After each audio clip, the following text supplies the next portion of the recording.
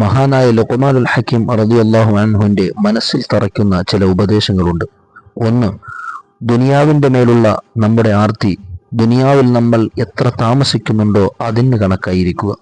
എത്ര കാലം നാം ദുനിയാവിൽ താമസിക്കുന്നു എന്ന് കണക്കാക്കി അതിനു വേണ്ടി നാം അധ്വാനിക്കുക. കൂടുതൽ കാലം ആരും ദുനിയാവിൽ താമസിക്കാറില്ലല്ലോ. മരണം വിളിക്കുന്നതുവരെയല്ലേ ഈ ദുനിയാവിൽ നമുക്ക് വസിക്കാൻ കഴിയുകയുള്ളൂ. അതുകൊണ്ട് കേവലം ദുനിയാവിന് വേണ്ടി മാത്രം നമ്മുടെ സമയം നാം നഷ്ടപ്പെടുത്തരുത്.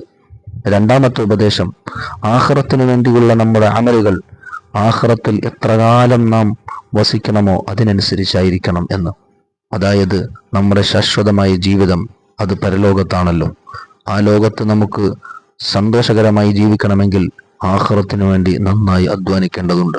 അതുകൊണ്ട് നമ്മുടെ ദുനിയാവിലെ ഓരോ സമയങ്ങളും ആഖിറത്തിലേക്ക് ഉപകരിക്കുന്ന വിധത്തിൽ ഉപയോഗപ്പെടുത്തണമെന്ന് മഹാനവറുകൾ നമ്മെ ഓർമ്മപ്പെടുത്തുന്നു. മൂന്നാമത്തേത്, ദോഷങ്ങൾ പ്രവർത്തിക്കാനുള്ള നമ്മുടെ തൻ്റെടം. നരകത്തെ നമുക്ക് എത്രത്തോളം ക്ഷമിക്കാൻ കഴിയുമോ അതിനനുസരിച്ച് നമുക്ക് ദോഷം ചെയ്യാം.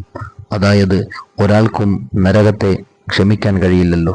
നരകത്തെ മൈലുകൾക്കപ്പുറം പോലും നിന്ന് അതിൻ്റെ ചൂട് പോലും ഏൽക്കാൻ കഴിയാത്ത നമുക്ക് നരകത്തെക്കുറിച്ച് ചിന്തിക്കാൻ പോലും കഴിയില്ല. എങ്കിൽ നമ്മുടെ ദുനിയാവിൽ വെച്ച് നാം തെറ്റിലായി മുഴുകി കഴിയുമ്പോൾ, തെറ്റിലായി നാം ജീവിക്കുമ്പോൾ നരകമാണ് നമ്മെ കാത്തിരിക്കുന്നത് എന്ന് നാം ആരും മറന്നു പോകേണ്ട എന്ന് മഹാനവറുകൾ ഓർമ്മപ്പെടുത്തുന്നു. നാലാമത്തേത്, നമ്മുടെ യജമാനന് വേണ്ടിയുള്ള നമ്മുടെ സേവനം. നമ്മുടെ യജമാനന് നമുക്ക് എത്രത്തോളം ആവശ്യമുണ്ടോ അതിനനുസരിച്ചായിരിക്കണം അയാൾക്ക് വേണ്ടി നാം സേവനം ചെയ്യേണ്ടത്.